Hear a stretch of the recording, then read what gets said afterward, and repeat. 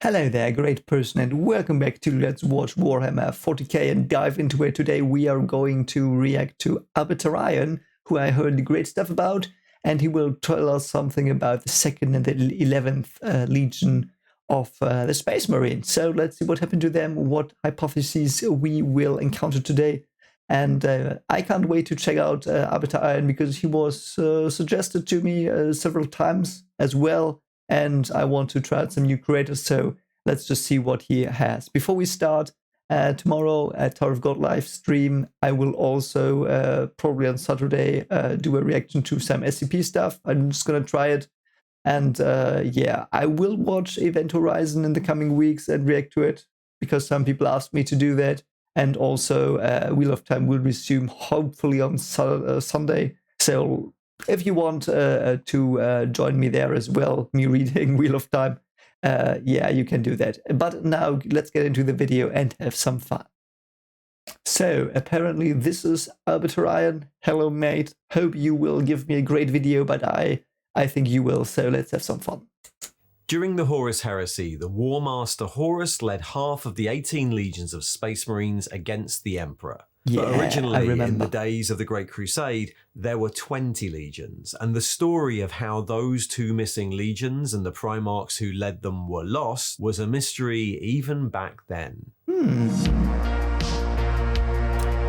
Let's see what the mystery has in store for us. Hiya, welcome back to Heresy 101. So I'm halfway through my look into the origins of the 20 legions of Warhammer's Horus Heresy, and I've reached Legion 11. Okay, so if you want me to react to some of his other legions, let me know. I might consider them because, you know, I want to do some deep dives into the legions now and then, and I want to do a video about the Lionel L. Johnson next. So if you have a good video about him, summarizing him, let me know in the comments. But yeah, if you think one of his videos about the other legions is very, very good, tell me and we might do another one after this. One of the Lost Legions. Now, I tried to do a history of one of these guys when I did the video on the 2nd Legion, but that ended badly. After all, the Lost Legions are lost. We don't know what happened to them. But there are rumors everywhere. So in this video, I'm going to go through them, all the little lines here and there, all the little bits of information hidden in novels, and see if I can figure out how they all tie together. References to the two Lost Legions have been in 40k since the 1990s. Lists of the 20 legions of Space Marines always have legions 2 and 11 blacked out, information redacted, all knowledge lost. Originally, this was intended as an easy way for players to come up with their own background and add to the universe, something that's encouraged in all Warhammer games, including the Horus Heresy. But like much of early Warhammer, it's also a historical reference. Rome also had 2 Lost Legions, destroyed at the Battle of the Teutoburg Forest, and yeah, I remember that from Doctor Who. Was an okay episode. Great performance by Peter Capaldi, as always. But yeah, I think that's cool that they have this parallel. And I think that's still a mystery how those 2 legions disappeared, the Roman ones. Also, please, if someone could tell me, that would be great.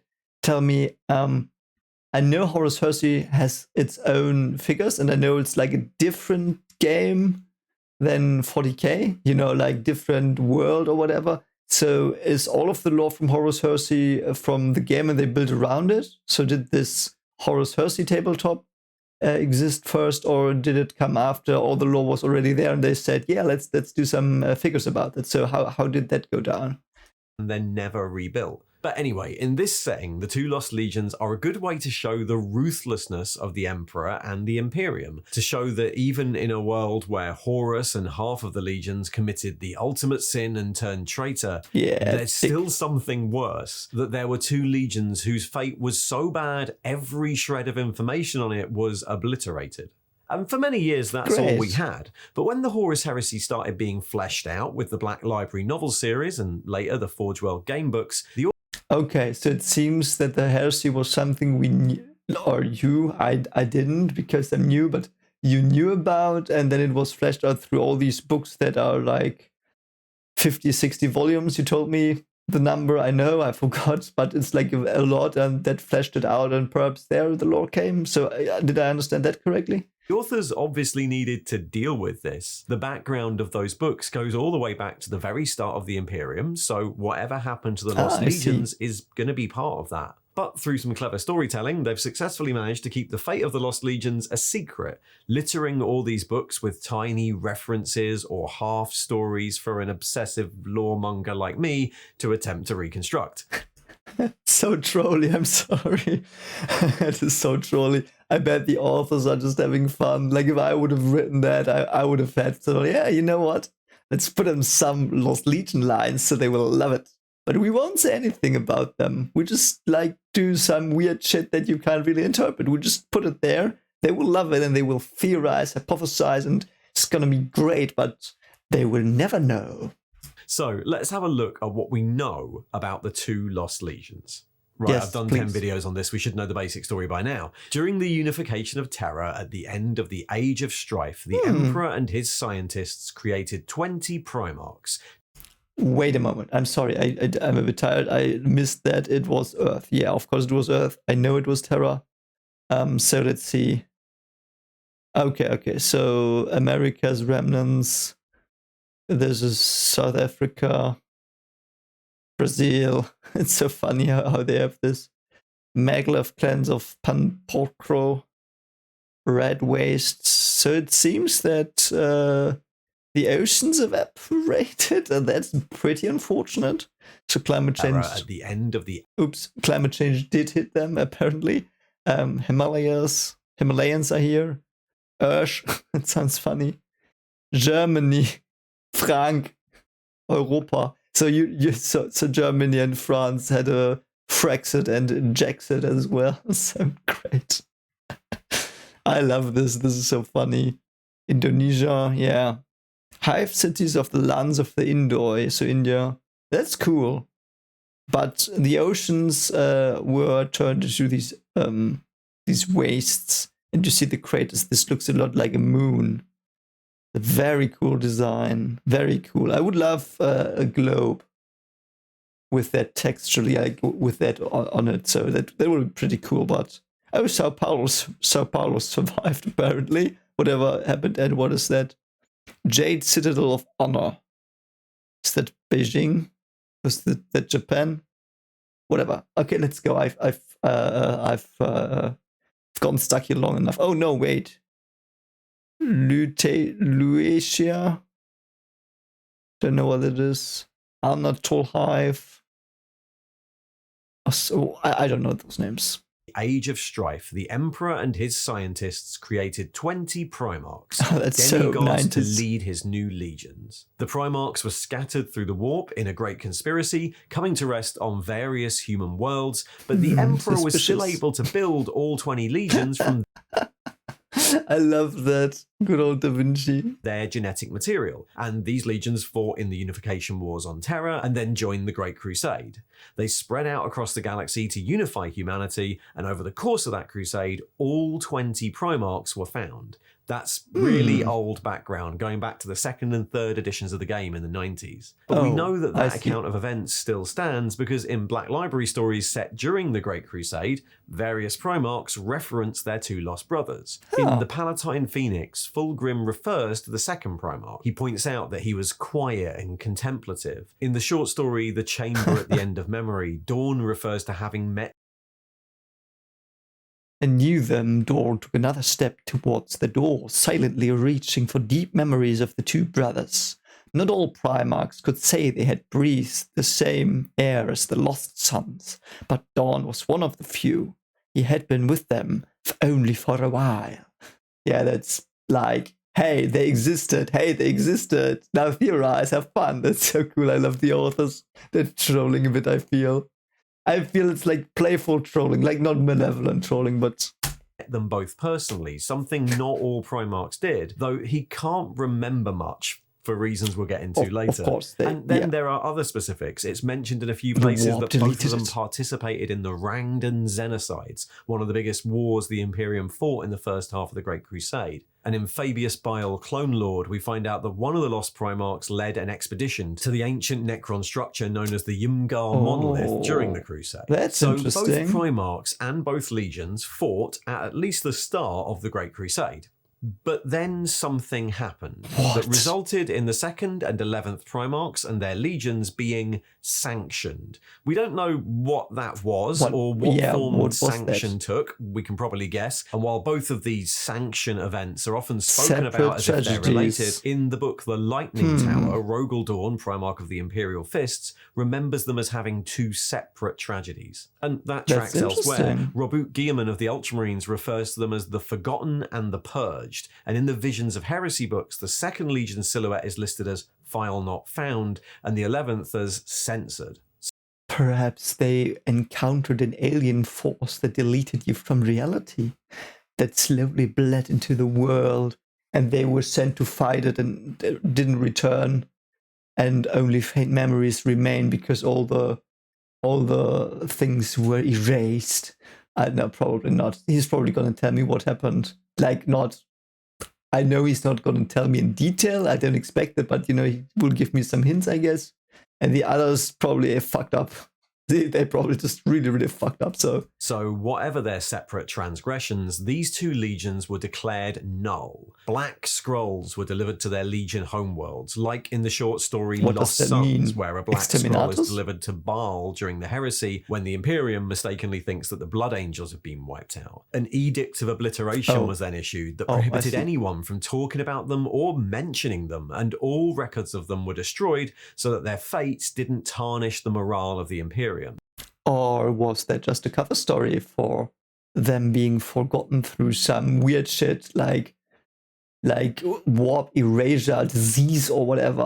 There's so much cool stuff that could have happened. But more than that, knowledge of what exactly happened seems so dangerous that Guilliman and Dawn had their memories permanently altered, along with presumably some of the other Primarchs, so they can't even remember what happened to them. In the chamber at the end of memory, Malcador, the regent of the Imperium, explains, "The loss of the 2nd and the 11th was such a wound upon us it threatened the ideals at the heart of the Great Crusade. It would have ruined all that we have built in the drive to reunite humanity and drive off our enemies. Steps had to be taken. Such was the fate of the lost that you willingly allowed it to make safe that knowledge." So at least some of the Primarchs had their memories wiped, but we know there were survivors from those legions too. Lost Sons mentions that twice before have legion armories and fleets been redistributed to other legions.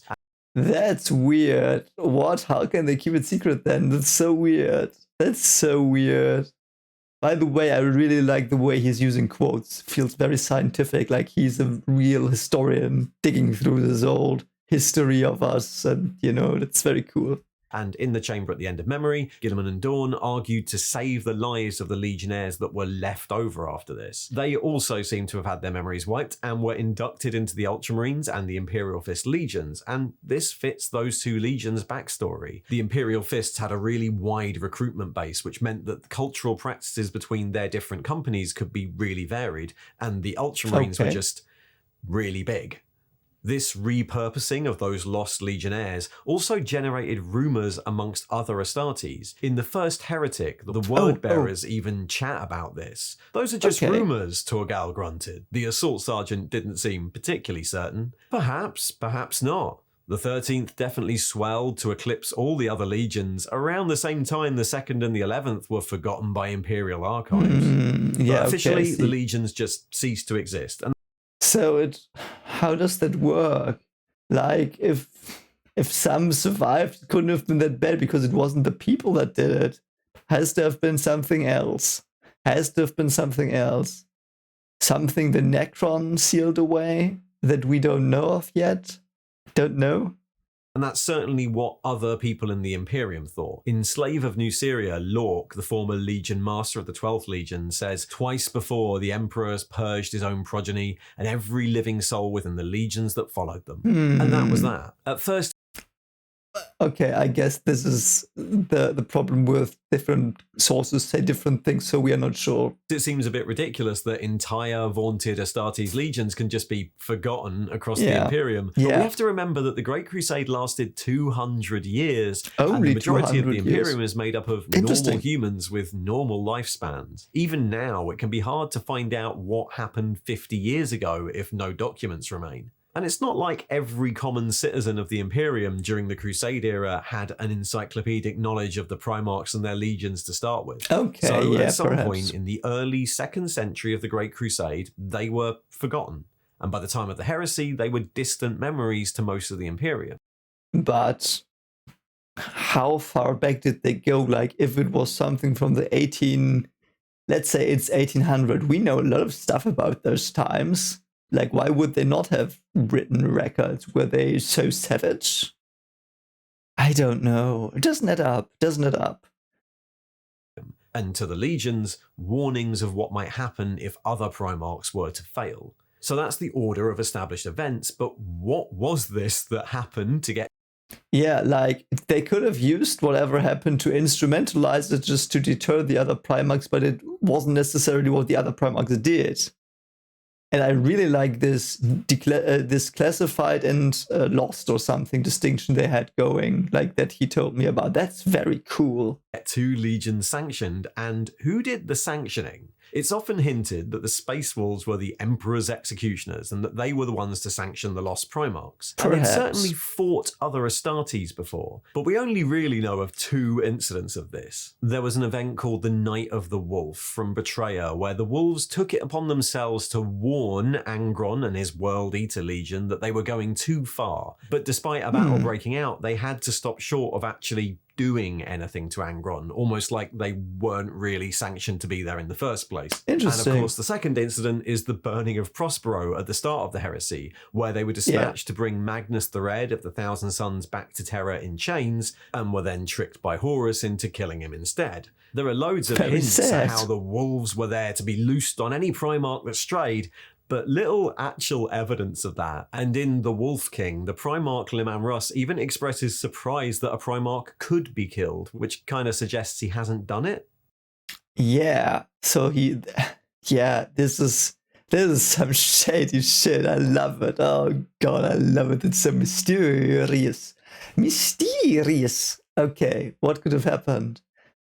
Some Necron shenanigans. I mean, they went to a Necron tomb. I mean, perhaps it wasn't a Necron tomb, perhaps the Necrons just discovered something. That would be sick. I would love it. Like, there's so much potential here. Love it. But maybe sanction doesn't always mean killed. Rarely are either of the Lost Primarchs referred to as dead. The words are usually lost or failed. And in the most recent Adeptus Custodes Codex, there are hints of something called Subject 11, imprisoned deep below the palace. One thing that is really clear is that the 2 Lost Primarchs didn't fall to chaos. The distinction between the 2 Lost Primarchs and Horus's traitor legions is made multiple times, even after the Imperium is aware of the corrupting nature of chaos. In Dark Imperium, which is a 40k novel, Guilliman states that I was one of the 20. 2 failed, half the rest turned on my father. Failed in the Great Crusade, because it wasn't the Great Crusade. You know, I don't know how sensible it is for me to do some hypothesis crafting here, because, you know, I don't know shit, basically, but failed. To fail to do, like, to push humanity forward, I guess. So how could they have failed? They could have failed on worlds where they encounter... Yeah, I don't know. What do you think about this? They encountered something we don't know of yet that's very terrible, and that's beyond our imagination, horrors beyond imagination that are not chaos, that are something different, like if you take Lovecraft, Yog-Sothoth to Azathoth, like we have Yog-Sothoth with chaos, but there's Azathoth still out there. You know what I mean? Perhaps I don't know if this makes sense for you, but, you know? Which suggests that whatever the 2 Lost Primarchs did, it wasn't turn on the Emperor. He also leaves their places in a memorial on Ultramar out of honor, and similar empty plinths are left for them in the Imperial Palace. Overall, these mystery events are treated like an unfortunate tragedy that needed to be hushed up rather than a deliberate public betrayal. Yeah, it did. It's also implied that whatever happened to them, it was the fault of the Primarchs rather than their legions. We know that the Legionnaires were reassigned and memory wiped, and in Dark Imperium, Belisarius Call, arguing that the new Primaris Space Marines should be able to make use of 2nd and 11th Legion gene seeds, states that the warriors were not at fault. The science is not at fault. Their Primarchs were. The warriors were not at fault. The science is not at fault. The Primarchs were. Chapters from your gene line have also fallen in the past millennia Lord region, and we do not censor them. Ha. Yeah. I guess because the Primarchs had something that drove them to something, or to do something, or made them experience something more than the others, or I don't know. This is really shady. And also, I mean, if there are some records that state that they were killed or whatever, or no, they probably don't state that, but if there are perhaps records where it says they betrayed the emperor or something, it might be a rumor. It might just be a rumor, and rumors spread and they grow. So, like, he gives many sources here. I don't know if he's giving like all the sources. Like, if he gives me 50% of all the sources there are on this, then I would say it's pretty clear that something happened to them that's just so weird and terrible that no one is supposed to know what it was. It's better for people to think that they were like deserters or whatever, evil, or I don't know, then the truth come out. And I don't think the truth is something like, the Primarchs were not well built and designed, those two. So, no, I love it. There's some cosmic level of horror shit. I love it. I feel there is a cosmic horror thing lurking here we don't know about. And we might never find out, to be fair. Like, why would we? It's like this weird thing, this very weird thing that's just there, and we just don't know what it is. Like the horror of not being able to play something. I love it. Love it. So, while lots of people have speculated over the years, most of the more obvious theories have been disproven by the information in all these books. Did the Emperor discover the Primarch's pod only to find out the Primarch had died? No. Did they fall to chaos or rebel against the Emperor? No, never. No. So what's left? Well, genetic flaws might be an obvious solution. In Fear to Tread, Sanguinius, the Primarch of the Blood Angels, talking to Horus, seems worried that the genetic flaws in the Blood Angels might be enough to warrant their sanction. But if they were just genetically flawed, why wouldn't they just be like, analyze some corpses? I guess they have them, analyze them, look what the flaw is. Like, and why would, like, if it's a flaw, why would the others not have exhibited it? Like, wouldn't there have been countermeasures in the other Primarchs and they knew about that? Like, then it wouldn't be like just two were deleted, or perhaps they were doing that secretly, but that, I don't know, that doesn't sound so cool. It just doesn't sound so cool. Like, it could be, but I want more. You know the reason. I won't be responsible for the erasure of the Blood Angels from Imperial history. I will not have a third empty plinth beneath the roof of the Hegemon as my legion's only memorial. Also, in Horus Heresy Book 3, Extermination, the backstory of the Alpha Legion mentions that some legions had gene seed flaws that meant they failed at the initial implant stage, before they even left Terra. But we kind of have to assume those were fixed, as we already know that the Marines were reused. So unless we're talking about... And they failed. They failed. Not they were failures. They failed actively. Like, their actions, it was their actions, not their thing. Not their beings. Cool thing, whatever this angel do this again. A flaw in the Primarch alone that didn't pass down to his legion. The genetic flaw option seems unlikely. I mean, it's not like there haven't been genetic flaws in some of the other legions. I have no clue. The other option is a Primarch that stayed loyal, but whose methods differed so fundamentally with the Emperor's that he was a danger to the Imperium anyway. In The First Heretic, after Lorgar and the Word-Bearers are censured for worshipping the Emperor like a god, he confides something similar to Magnus the Red. I fear the Emperor will break the Word-Bearers and break me. We'd be cast alongside the brothers we no longer speak of. Yeah, it might be that they don't know. The Primarchs might have been given wrong information. to make them more compliant, perhaps. It feels like that because, yes, he now showed us 2 examples where primarchs were like, yeah, if we are sanctions, we might be like they. Like, it's, I guess the emperor also used the fact whatever happened, and he used that and repurposed it to make his other sons be a bit more compliant. Like, I mean, why not do it? Like, if you can do it with some weird new rumors, why not?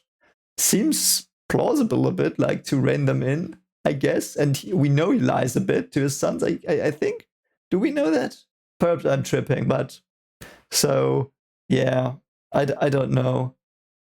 Because, and the world bearers, we still know about them. Why wouldn't they have been sanctioned? Why wouldn't they all have been sanctioned? Perhaps because they were already fallen to chaos or whatever, but yeah.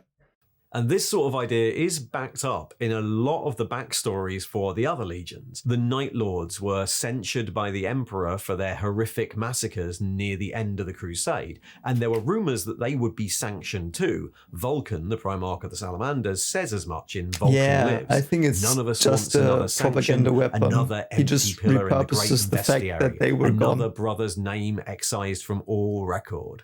And before their reunification with Sanguinius, the Blood Angels had such a bloody reputation that there were rumours they might suffer the same fate. So the idea of loyal legions being a bit too enthusiastic in a way that warrants their destruction has a lot of evidence. And there are loads of other weird little quotes hidden here and there, many of them contradictory, but there is one place a lot of these threads seem to converge, somewhere a lot of the evidence points, and that is back in the Rangdan xenocides. So the Rangdan xenocides were one of the largest campaigns ever fought by the Imperium during the Great Crusade, and the most tightly won. The Xenos Rangda were so ridiculously powerful that it was possible the entire Imperial project might have been snuffed out before it really got started. So Rangda is an alien race I don't know yet, correct? Did I get that correctly? If I did, just tell me in the comments. But that's interesting. Okay, what were they? How did they look? What were their technologies? What were their ideas? And the Imperium suffered huge losses fighting them, so much so that legions like the Dark Angels, once the largest legion who led the charge during the Rangdan Wars, never really recovered, and other legions started to eclipse them in the 2nd century of the Crusade. The Imperium won in the end and exterminated the Rangda, but the idea that the Imperium could have been defeated was damaging enough that the wars were wiped from Imperial records, and by the time of the heresy, not much is known about exactly what the Rangda were or why they were such a threat. Perfect. That's great. Yeah. Random weird enemy that perhaps there was more to that enemy. I already have so many ideas what it could be. It's so cool. Like, I hope writers will explore that. Like, if I would write for this storyline, I would explore that. That would be so, you could do so much with that idea, but I guess it's just something they want to keep a mystery, and I get why. However, we know that the 2nd and 11th Legions fought in those wars. An article on Regimental Standard, Games Workshop's sort of comedy propaganda site, sneaks in a mention of them in a misprint in the Imperial Infantryman's Uplifting Primer. And the Horus Heresy's History of the Space Wolves gives us a little more detail. Whole expeditionary fleets went to their deaths without a single survivor. Worlds were laid waste. Dozens of Titan legions were obliterated, and by the end, entire Space Marine legions and a redacted bit lost to the Imperium. That's one option, probably the simplest one and the most likely, that one of the lost Primarchs was simply killed in battle. Or worse. But the book goes on to describe how, at the end of the war, whole human populations had to be purged of the taint of the Rangdan cerebrivores, in case any trace of them was left, and how the Space Wolves were assigned to do this. That's actually how they became known as the Emperor's Executioners. Rangdan cerebrivores, of course, implies brain eaters, and during the Great Crusade, we know there were plenty of Xenos species who, through mind control or genetic manipulation, ruled over human populations. What if the Rangdan cerebrivores were so powerful that they managed to infect a Primarch, or defeat a Primarch and infect his legion? That would tie up a lot of the loose ends. perhaps the Primarch, that would be so horrifying. A Primarch could fall by being infected by a Xenos parasite or mind-controlled without deliberately turning traitor. They'd be corrupted without the need for chaos, and they could still start out pure and loyal, as is mentioned the 11th did in the first Heretic. That also doesn't require any genetic flaw, but maybe after being infected, the Legion would be unrecoverable and still require purging by someone like the Space Wolves, or its Primarch locked away by the Custodes in the vaults of the palace. And the 2nd and 11th Legion Astartes who weren't present for the Rangdan Wars, who were stationed to other areas of the galaxy, wouldn't be at fault and would still be safe to fold into the Ultramarines, or for call to suggest reviving their gene seed in 40k. And finally, maybe the Rangda was such a horrific example of mind control, such a strange alien species, that even the memory of them could be something that poses a threat. The whole fun of this is that we'll never really know. Or it was the Rangdans, and another thing that the Rangdans perhaps fought or knew about, and the Necrons buried. I don't know. That would be so weird. I would do it like that. I would do it like, the Necrons, we know how powerful they are. Rangdans seem to be powerful as well. There's something they were so afraid of that they sealed it away, buried it, with the knowledge, and the knowledge is infectious already. That's a cool idea. I like that idea that he has here. That would be so cool. That would be really cool. And I think it is perhaps not even mind control, but the thing. They replicate them, and by that process, or they merge with them and kill them or whatever, or replace them weirdly. I don't know. It's so cool. But if Games Workshop have a plan at all, I think that's where everything's pointing. A conflict against the most powerful alien species in the galaxy, which resulted in Primarchs and their legions being lost, or worse, mind-controlled by the Xenos power. A story so demoralizing to the Imperium that all knowledge of it was concealed in the most permanent way possible, lest the taint of the Rangda return. Or it could have been something completely different, we just don't know. The Lost Legions might have originally been a way of allowing you to build a unique army, but I like the way Black Library dealt with a timeline that inevitably would have to involve them, by making their loss even more mysterious than before. And if Black Library are clever with this, we'll never find out the truth. Thanks for watching. Great stuff, mate. Great stuff. I really like that. That was brilliant. And I think this was exactly the kind of content I needed to form my own thoughts about this. So thank you so much, Arbiter, and subscribe to him, of course. Oh yeah, and by the way, watch the original video, please. Like it. He did a fantastic job. I loved it. I liked quotes and stuff. And it makes it more like he's a historian. I really like that. It's very, very cool. So I want to do more that he did, so tell me what he did. That's also pretty interesting and fun and well-researched like this, perhaps. And also other creators as well. You can, of course, always give me suggestions for other creators. So yeah, this makes me want to write for this universe and dive into it. But also, I think what he said in the end, that's exactly right. You shouldn't probably never ever reveal that, because that's that makes people think and creative and stuff, and I love that. It's so good. So anyway, I hope you liked this video, and if you did, consider liking, subscribing this one as well. We're almost at 1,000 people. I think we are missing 46 subscribers, so you could be one of the 46 if you're not subscribed yet and made it through the video, still here listening to me talk. So you made it here, so why not subscribe? Anyway, I hope you have a very, very great day. Please, as always, take care of yourself. And yes, see you soon. Hopefully. Bye.